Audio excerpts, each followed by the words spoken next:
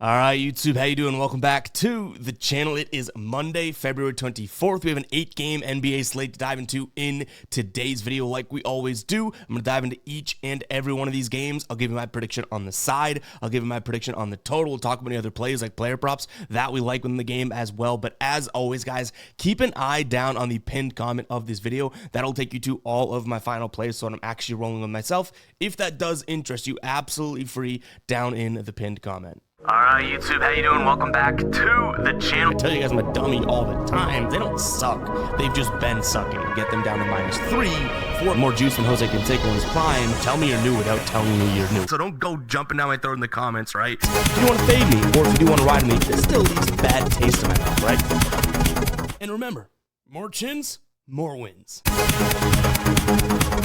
Alright, in terms of yesterday, second bad night in a row here. Just 2 winners yesterday. Jason Tatum over 5.5 assists. That was off to the races real early. Felt good about that. And then Pistons money line being our only other winner here, and we paid a little bit of juice for that one. So unfortunately, yeah, we had a terrible night 2 nights ago. We followed up with something pretty damn close to that. A losing night there. But you know what? These things happen, and we're showing up every day, still going to record even after a bad night. So you know what? There it is. There's yesterday's. Let's see if we can do a little bit better today. Unfortunately, the ride of the day also does not come through. So there's nothing even to pluck from. There's nothing to pluck from of the positive vibes here. We got to dig it up and find it in ourselves today. But Mark has Tobias Harris, 20-plus points and rebounds. He finished with, I believe it was 16, 12, and 4. We liked Tobias yesterday. He was in our same game parlay with Jalen Duren. That almost came through for plus money, but almost doesn't count. Tobias Harris finishes a little bit shy here, unfortunately. So, yeah, the ride of the day. Got to drop a womp womp on my man Mark here. If you guys don't know what the ride of the day is, it's simple. Just use that hashtag ride of the day or ROTD in the comments with your favorite play. I jump on board with one person's pick each and every day. Give you a shout out in the next video, win or loss. If you win, we continue to ride with your play. If you lose, you got to face the womp womp. Also shouting you out over on my Twitter, which is on the screen right now, as well as on the Guy Boston Sports site. So make sure to use the hashtag. That is how we can filter and find them to ride with. And I know we're getting a lot of comments lately being like, oh, I've been posting for so long and you've never picked me. I really, it's nothing personal. It's very hard to go through hundreds of comments and pick one each and every day. So all I would say is keep plugging along, and let's hope that you get selected at some point. You know what I mean? I do feel bad for the people that are like, I've been doing Ride of the Days forever and never got one. Your time will come. That I can promise. I just don't know exactly when, right? Because it's all about the interaction and whatnot in the comments section. But still throw out those Ride of the Days because they're helping so many people out. I tell you guys that in a lot of videos, right? It's like you drop your Ride of the Days in the comments. Yes, you may not get selected, sure. But somebody may be coming along, scrolling through the comments, see that play and be like, damn, that is a banger. So still definitely worth it, at least in my mind. But all right, let's go ahead and dive into this slate. Hit that like button, hit that subscribe button. I'm sure we're going to hear from the Guppies now. We hadn't heard from them in like 2 weeks because we had been doing pretty damn well. And all of a sudden, 2 bad days, we're going to hear the chirping in the Guppies. But you know what? Warranted, right? Let's go ahead and dive into this. Hit that like button, hit that subscribe button. Starting it off with an absolute banger here, and the game arrow is not in the right spot. Let's see if we can fix that. I never know if those snapping things can be edited well together. But we got Brooklyn taking on Washington here. Not exactly the best game on the slate to dive into, but nonetheless, one we can do. Brooklyn's playing, I guess, good basketball, because I almost want to call it fake good basketball, but 7-3 in their last 10. They even competed with Cleveland for a lot of that game, right, in their last loss, and then beat Philly as 11-point dogs. They beat them outright, 105-103. Washington is doing Washington things. They won 3 games in a row, and you're kind of like, oh, are they doing something? One of those wins was against this Brooklyn team. They won by 17 points, but to me, this is a spot in which Brooklyn just seems to be playing a little bit better basketball overall, so why not kind of ride with that? Do we get this down ourselves as a final play? I'm not exactly sure. It's still the Nets we're talking about here, and Washington's at home. We saw this matchup. Washington won by a decent, handily amount. But I'm going to lean Brooklyn here in this spot. I just think that they are playing better basketball. We're capitalizing on a little bit of momentum, and you're getting a pretty low line here, right? You also have Washington on a back-to-back. They lost by, it was like 20-something to Orlando. So, yeah, you're getting Washington on a back-to-back. You have Brooklyn, who in games this year when they have a rest advantage over their opponent have covered in 73.3% of games. Road cover rate this year, 68%. Like, yeah, I guess that's what we're going to do. They should be able to play some decent defense. Their defensive efficiency has been good. So give me Brooklyn minus the points. I truly don't think I get there myself. I think it's going to be a public play today that a decent amount of people are like, oh, Brooklyn's playing good basketball. Washington stinks. We only have Brooklyn minus 3.5. I think a lot of people are going to think that way. It may be a little too square for me. In terms of what we have from a total, this is a very low number. I don't think either defense is all that tremendous, even though Brooklyn's been playing good defense. But Washington, if they up the pace, I don't know if Brooklyn's going to be able to stop them. They're a terrible transition defense. So I do slightly lean towards the over here in this spot. Overall, I think that, 214. If this is at like 220, I might second guess it, but I think that we can get to 220 today. Last time they played, right, it was we already talked about it, 119 to 102 game. Like, I could see something right in the same realm of 220 points, and then definitely no player props. We're not putting everything, all our eggs in this game out of all the games we have to look at today.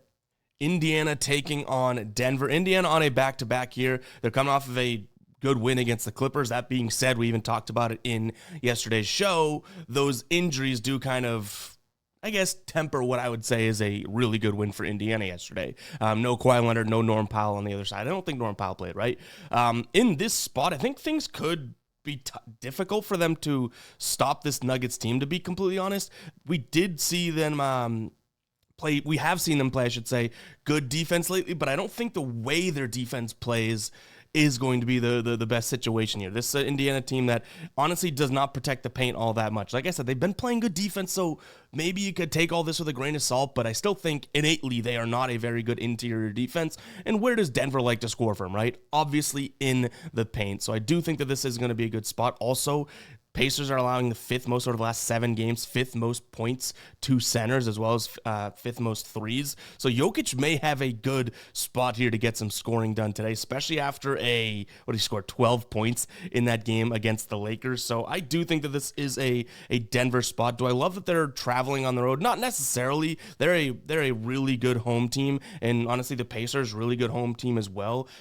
So obviously that's advantage Pacers, but again, it just comes down to that interior defense. I just can't really see it with this Indiana team. Now, I said that same exact thing a few days ago, if you guys recall, about the Memphis game, and yeah, I mean, they won, 127 to 115 or something, but at the same time, they didn't really stop Memphis. This Pacers offense has just been cruising, right? 134 heading into the All-Star break, and then they go 127, 129. That's against Memphis and the Clippers, like two decent defenses. Clippers were a little banged up, so I think that that's worth noting. But overall, I do think that this Indiana offense is looking good. I just don't know if their defense is really what we've seen. Like, heading into the All-Star break, they allowed 130 to Washington, right? So I'm calling a little bit of BS on their last 2 games.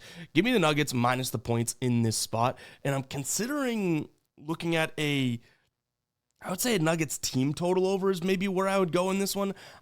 I know this pace. I think the Pacers will up the pace, and I do think that that's going to work for them, and I'm sure that they can even score. Actually, if we kind of rewind for a second, I talk about the Pacers not being able to defend the paint and whatnot, but though the Indiana Pacers don't shoot as much in the paint, the Nuggets' interior defense isn't all that special, right? So I guess you can make the argument the Pacers will score. I'm going to lean Nuggets team total over, but I could make the argument, and you could make the argument for an over here as well, but that number is just super high. I think the Nuggets come out here after kind of like a weird game, playing the Lakers and say, hey, let's go score some points here. Right now you can get them over 122.5. It's high. You're probably better off just taking Nuggets minus the points, but it is what it is. In terms of what we go for in a player prop spot, so couple things that I'd want to note here. Like I said, Jokic could have a good game. That said, he did just score 12 points, so it's a little worrisome. I don't mind him to make 2 threes here.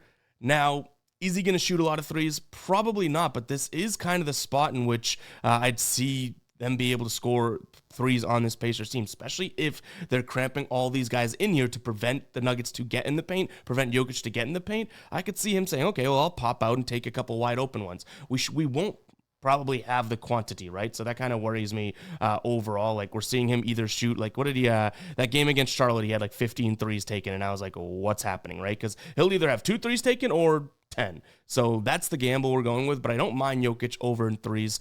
In terms of where we go from, I guess, a secondary player prop spot here, I might look at the under for Michael Porter Jr., his threes, or anyone that takes the pull-up too, because this Pacers defense does prevent spot-up shooting, which obviously Jokic is probably going to get some of these spot-up attempts, but we're looking for him to be wide open in the sense. But guys like Michael Porter Jr. and whatnot who thrive on the spot-up type of a spot and realistically had that good scoring stretch, but hasn't looked good post-All-Star break. He has 0 threes and then 1 3 made in his last two games. I think this could be a good spot to take is under 2.5. But to be completely frank, it's probably, like I already said, I'm rambling about this game. It's probably Nuggets minus the points or nothing for me in this one. I think that's stronger than most. Sixers taking on Chicago. Maxey and Embiid both listed as questionable. Not doubtful, not probable, questionable. Right in the middle. Just how we like it. Just putting all these injuries in limbo in this damn league. So we're going to obviously wait those out. The line is kind of telling me that one of those guys isn't going to play right. Potentially as of right now. Chicago, this is not a very good team, and I think that Chicago's throwing the towel in. Their last 2 games, they've looked competitive. I'll give them a little bit of credit, but I don't know how long that lasts for. And even before they started to tank, in a sense, the Sixers beat them 109-97 back in late January. So this Sixers team had been looking good. They've definitely cooled off. I mean, their offense, even in some of those losses, looked fairly good, but this screams bounce back spot, right? You're 1-9 in your last 10 games. You've gotten beaten both of your post All-Star break games. Now you're playing Chicago, who, even though the Sixers realistically shouldn't be telling themselves they're that much better than, I think they have a worse record than them, right? If I'm not mistaken. But they're probably thinking, oh, cupcake matchup, we're at home, let's get right. So I don't mind that mentality kind of with the confidence heading into this one, because Chicago's defense, we know, isn't all that great. And the Sixers, with Embiid, the more and more he gets meshed out there, I think that we're going to see them being able to score from in the paint and the perimeter a fair amount, right? Isolation-wise, this should be a spot in which Philly could score as well, so Maxey could have a decent game.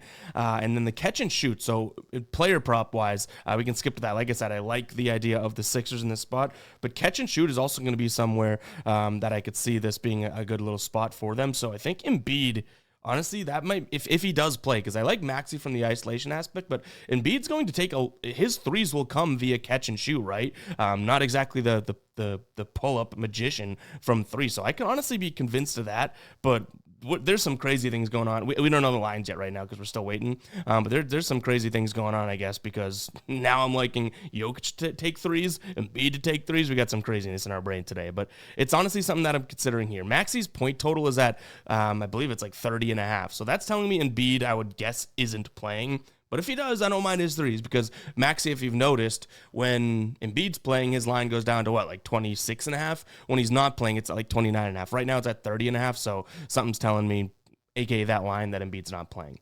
When we get to a total here, I don't mind an under.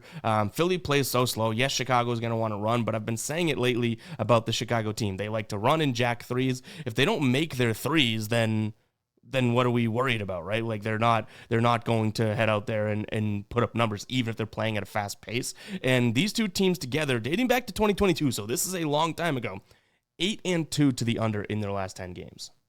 All right, real quick, guys, before we do move on with the rest of the games, I want to talk to you about Caesars. They still have a great new customer sign-up bonus here for new users. I guess that makes sense. New customer bonus. Bet $1. And you double your winnings on your next 10 wagers, up to $25 max plays per the boost. But that's such a cool deal. Literally just bet $1. Win or loss, whatever.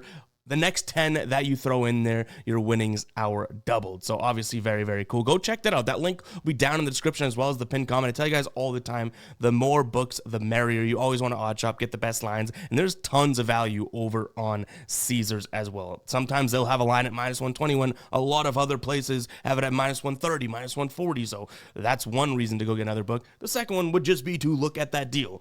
$1 it takes, 10 wagers, your next ones are doubled in terms of your profit. So yeah, pretty damn cool. Go ahead and check it out. That link will be down in the description, like I said, or in the pinned comment. All right, we got 6 more games to dive into in today's slate.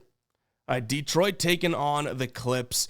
Detroit won yesterday. We've been printing with this team. I hate to jinx it, but we have, right? We've been finding their spots really well. They've made us a lot of money. Clippers now, we still want to wait out this injury report. Ben Simmons still not good to go, but then Norm Powell and Kawhi, who missed yesterday, are listed as questionable here in this spot. If those guys play, this is going to be very similar to how we broke down yesterday. If those guys play, I think I like the Clippers here, especially only getting them at 1.5. That tells me that maybe one of those guys isn't going to suit up.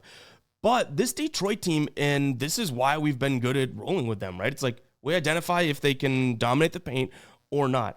And I don't think that this is a Clippers team that you can necessarily dominate the paint against. Like, yes, I still do think Detroit may have some paint edge. I know that might be crazy, but, no, if there's no Kawhi, I think that they could kind of dominate once you get inside the three-point line and closer to the basket. Detroit's also won 6 straight games, 7 of their last 9, 8 of their last 10. Clippers kind of in limbo right now, but Clippers, Milwaukee got a red hot Indiana. Like, they're looking for a team in which that they can take. Now, they are on the road. I think that's worth noting. But overall, like I was saying, the paint should be where this game is won and lost. And if they can stop Detroit from scoring in the paint, I worry where Detroit's points are going to come from outside of that, in a sense. Also, isolation. The Clippers run a ton of isolation. Detroit not all that tremendous at stopping it, and Detroit runs a lot of pick and roll. The Clippers very good at stopping it. You can even see here in our dashboard, we have a few things that are still feeding in, so don't mind the assist to turnover ratio, but what I'm just looking at here, and let's zoom in a little bit so we can see this a little bit better. Right here, over in this pick and roll and isolation section, right here, isolation, they run it more than anyone. Well, 9th worst score percentage, middle of the pack field goal percentage, right? 9th worst score percentage, though. And then you flip it over, so that favors the Clippers to me. Then you flip it over here, Detroit, top 10 in terms of running the pick and roll, top 12 score percentage in terms of pick and roll offense, ball handle success. 7th best score percentage from the Clippers. So, yeah, I do think that this is a spot in which I don't really see exactly how Detroit is going to have the best of luck scoring. And, yes, they're really good defensively down low, but this Clippers team should be able to get into the paint and score. So, yeah, if Kawhi plays or I think if I would take one or the other to potentially make this play. I don't know if I love it without either one of them, but give me both of them, and this is a surefire final play today, I think. As much as we shouldn't say that, I think it is the case, and I hate fading the Pistons, who have made us some money lately, but it might be the case today. But, guys, we'll talk about how to get access to this dashboard. In fact, we can just do that right now. Over on the Guy Boston Sports site, right in the members area here, you can see we have multiple selections in the menu, but NBA Dashboard is going to get you right to this.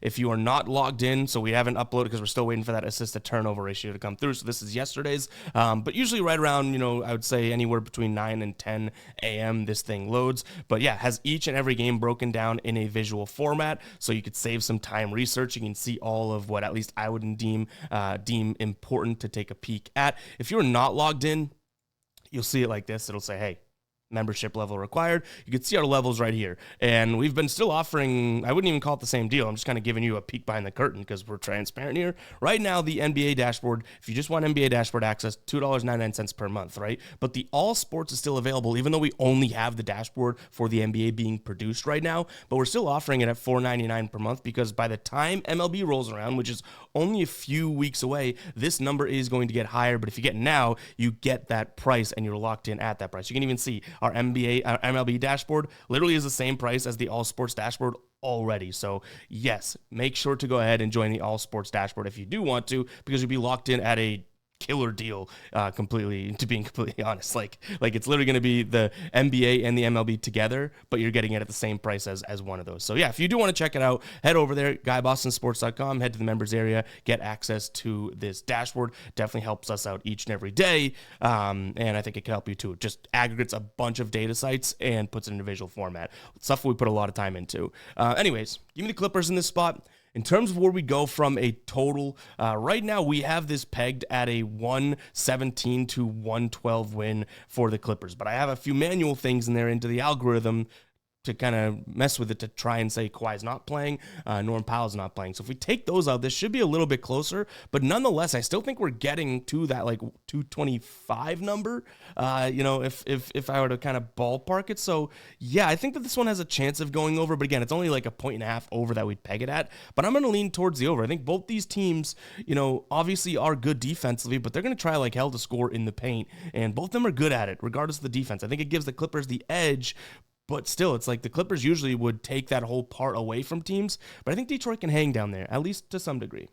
And I guess if we see no Kawhi, we see no Norm Powell, I almost said Paul George. If we see neither of them playing, there could be an argument for me to make James Harden's case again. Without those guys, he's been playing really well. And like I said, in the isolation, he should fare fairly well here. So maybe James Harden, I don't mind his points plus assists. I don't mind his points. I don't mind, quite honestly, even his threes. So those are three directions I'd go for James Harden. I don't want to touch him, as much if Kawhi or not Norm Powell's playing, because obviously the reason we like him is because he'd have like all the usage in this case. But if those guys play, there's going to be a little bit less of that. Atlanta taking on Miami. I feel like people aren't really buying into anything this Miami team has to offer, and then all of a sudden they lose to Milwaukee, and you're like, yeah, that's why. I still think this team is going to piece it together to some degree, and I don't know if this is the worst spot for them, to be completely honest. Like, Atlanta's defense is not, they've allowed, now one of the games was overtime. Actually, both these are overtime, so I guess take it with a grain of salt.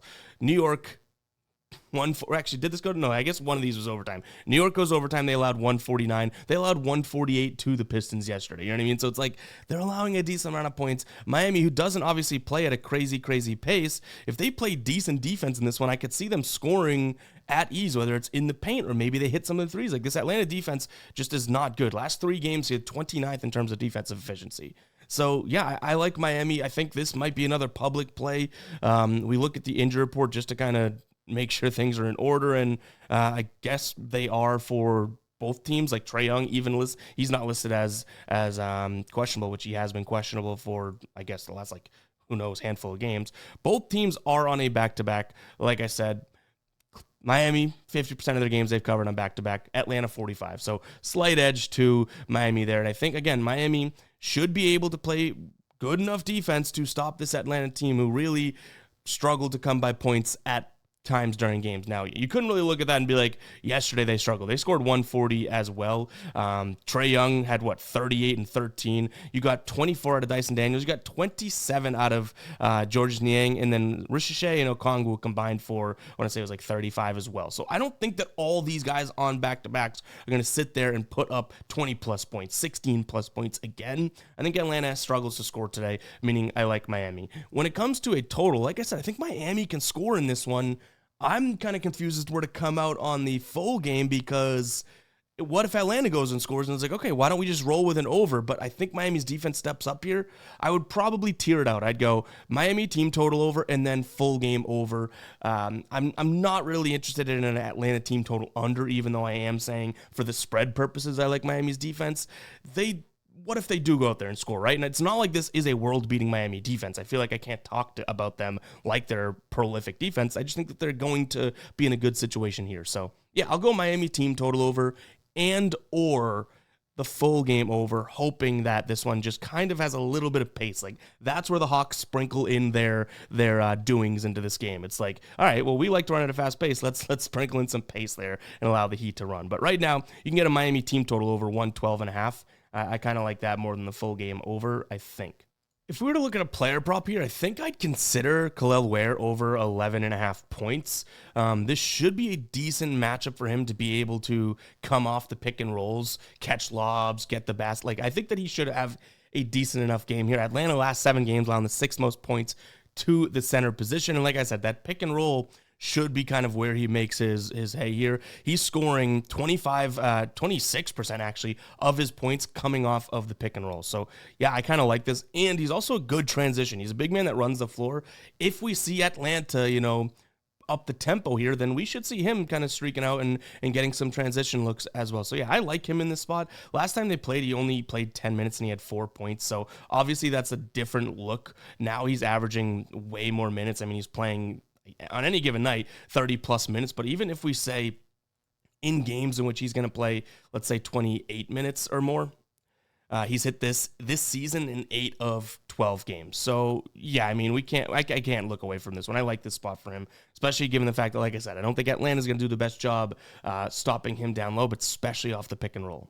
OKC taking on Minnesota. These two squads played yesterday, 130 to 127 win for OKC. Honestly, it was a pretty competitive game. OKC got out quick, and then Minnesota crushed to close out the half. But then OKC, who, if you don't know, loves the third quarter, they end up pulling away, winning the third quarter by like double digits maybe. And then kind of from there, they just held on to the lead that they had built. So yeah, good game yesterday. Now you have OKC as 12.5 point favorites. Seems seems a little like too much, but it is OKC at home. They just won on the road by 7. I guess you give them a little bit more credence here, but I think this is more like a 10-point win for them or something like that. So yeah, I'm going to sound the psycho alert alarm. I don't know if it's totally warranted, but give me Minnesota plus the 12.5. I think that this is going to be a game in which OKC wins and probably wins handily, but I just think 12.5 seems like a little bit too much. Now, you look at the injury report, right, and you do still have Rudy Gobert, who's listed as questionable. If he plays, I think that adds to this plus 12.5. If he doesn't, then, yeah, we might have seen that second half of the game kind of peek into the future of what these two teams will look like if they played 4 more quarters, and it was OKC starting to play really well, right? So I could see Gobert being out and OKC being like, yes, let's just continue to score at the rim. I get it if you like OKC, but to me, 12.5 just seems like it's a tad bit high. I'm going to take the road dog here. Total-wise, yesterday we saw a high-scoring game, and this line, 226, like I'm surprised they haven't moved it up. It actually, I think yesterday closed at 227, now 226. OKC's defense probably is going to be a lot better at home. I do totally get that, but to me, just seems like it's still a little bit too low. Like, Minnesota should be able to score, and OKC sure as hell should be able to score, obviously, and they've hit the over in 63% of the games at home, so why not take a peek at an over in a game in which we saw just soar over, and it's gone down a line now? Like, is it because they're on back-to-backs? Like, okay, well, these are two fairly youngish teams, at least the important guys. I like the over 226.5 here. Obviously, 2 good defenses, I get it, but last 3 games for OKC, 19th in terms of defensive efficiency. They're the number 1 team in the season, 19th last 3 games. And then Minnesota, who's a top 6 team defensive efficiency-wise, 20th in the last 3 games. So obviously, they're not playing the best of defense really, really recently as of late either. And OKC played against Minnesota, Utah, and then Minnesota again. And now they're playing Minnesota. Like, we have a lot of recent sample size to say this should be somewhat of a game that can kind of get up there, right? In terms of where I'd go from a player prop perspective, this one's tough because he's hit the over in 19 of his last 30 games. We look at him on the season, he's been absolutely crushing it. 66% hit rate to the over, but I'm actually going to be fading him, and I'm going to be looking at the under 3.5 threes for Anthony Edwards. The one issue here, and it's a big issue for taking Edwards as under, would be the fact that he's going to have the quantity. But for plus 105 right now over on FD, I don't mind it. I mean, he's against the Thunder team in the past, he's gone under in 5 of 7 games. Yesterday, he shot the ball 13 times from deep, made 4. So yes, he hit the over. The time before that, he only had 3, and he shot the ball again. I think that was like 12 times, right? So we're going to have to suffer through 10-plus shots from him, but he's not exactly shooting the best percentage against them, and I kind of like them to cover him on the perimeter, right? So yeah, I think this is a spot in which we can fade Ant-Man. His lines dropped down to 26.5 in this one. Again, like some lines have dropped. I kind of wanted to look at an under for him, but I can't. He should have the quantity, right? So a pivot to a plus number for the threes is kind of where I'd go. Maybe I'm a little crazy, but I kind of like that plus 105 right now. Utah taking on Portland. Kind of a weird game, right? Nothing that I'm like overly thrilled about in this one, to be completely frank with you. Utah coming off of a win against Houston. Good for them. Portland coming off of a dominating win a couple days ago against Charlotte. 141 to 88 or 86. Your boy had Charlotte plus 6.5, so we spotted that one well, right? This is one in which, yeah, Portland should probably play really well in the paint, but Utah's paint defense has like kind of sort of been decent, right? Like it really has. But on the other side, Portland's perimeter defense has been kind of surprisingly, at least to me, very good. They're not allowing anyone to really hit threes lately on them, or even kind of as the season progresses. In fact, positional, right? Second fewest three-pointers allowed last 7 games to point guards, third fewest to shooting guards, second fewest to small forwards. Like they are locking up the perimeter to some degree. Now, maybe that's because teams are trying to get to the rim on them. They're really bad at pick and roll defense. That means that teams probably can run pick and roll and forget about the 3 a little bit. They're not the best isolation. So sure, there are some factors here where the frequency matters. But overall, I think that this should be a close game. I'm going to go low scoring game even. Maybe that's something that you didn't expect. But to me, I kind of mentioned that, well, Portland, if they want to score inside, Utah's decent defensively there. And Utah, who loves to shoot the 3, Portland's actually been pretty damn sound there. We also have Walker Kessler and Lauri Markkanen listed as questionable. No John Collins, no Jordan Clarkson, no Colin Sexton. A lot of these point scorers are out. So, yeah, I like the under 231.5. Right now, we have this one pegged at a 114 to 114 game. So, about 3-ish points under this number, right? So, I'm going to stick to that, going to trust what we have in there overall. Sidewise, your guess is probably as good as mine. I would say all the injuries on the Jazz affect them, but we do see some serious injuries on Portland side of things, right? Ayton's still out. Robert Williams may not play, so that's going to be tough, but I think that they'll end up having more playmakers. I would go Portland if Utah's guys are not playing, as in Walker Kessler and Lauri Markkanen, because then that paint presence that I talked about obviously decreases without Walker Kessler. But if those guys play, I could see a Utah side of thing as well. So obviously I like the under.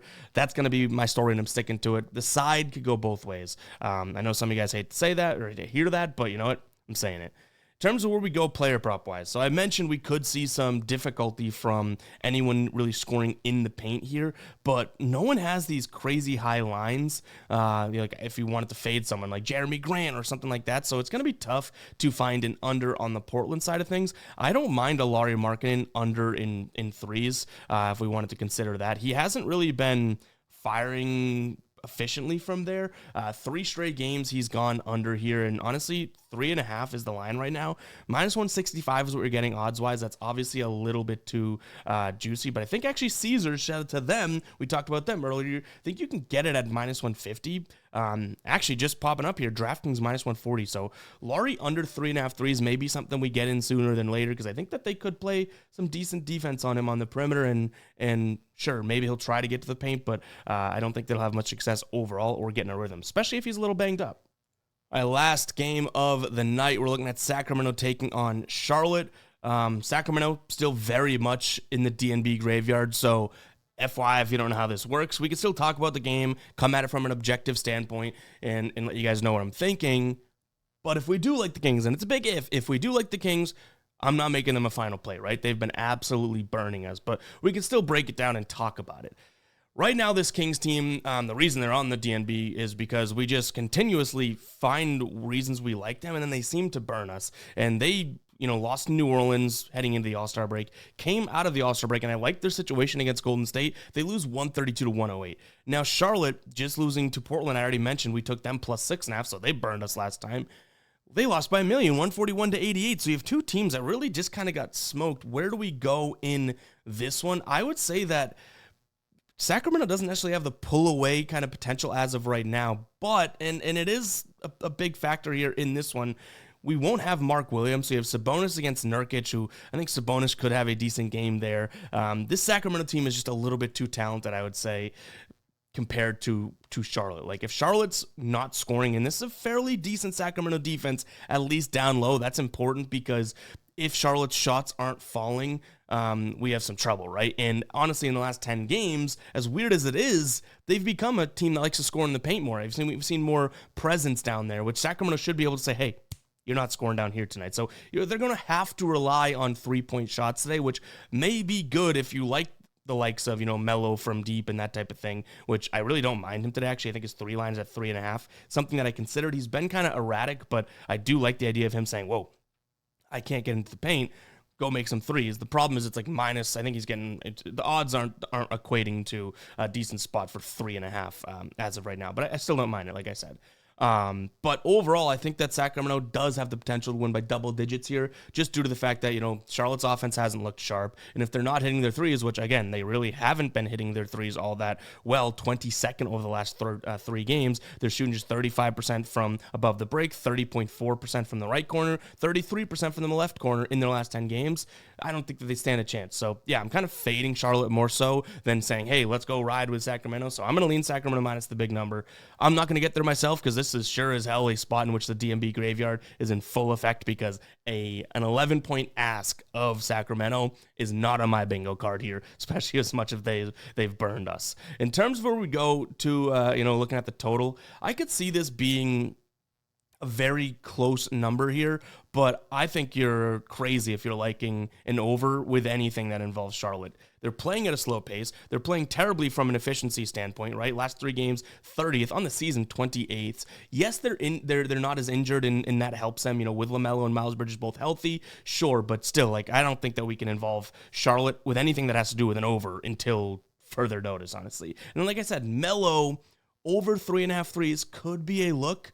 You're asking a lot, but at some point he's going to catch fire, right? And he's been kind of up and down to this. It's not like he hasn't hit this line in forever, so maybe a consideration there as well. But guys, it's going to wrap it up for today's show. If you've made it to the very end, go ahead and comment 35. Truly appreciate you. I know we'll get some comments today being like, oh, you stink and all that. It's like, those are the ones we brush off. I love the real comments of, bounce back today, because those are the ones that matter, right? People that are watching every day. We're going to have ups and downs. I feel like some people need to realize that, especially commenting. But as long as you guys know, and I'm saying this at the end, right, because these are the ones that I actually care about hearing this, as long as you guys know that we could go own 1 million in our next 1 million plays, and we're going to show up and make the videos. Like, this is not just about winning. Like I tell you guys all the time, I consider myself very average. I love making videos, love talking about sports and talking about sports picks, right?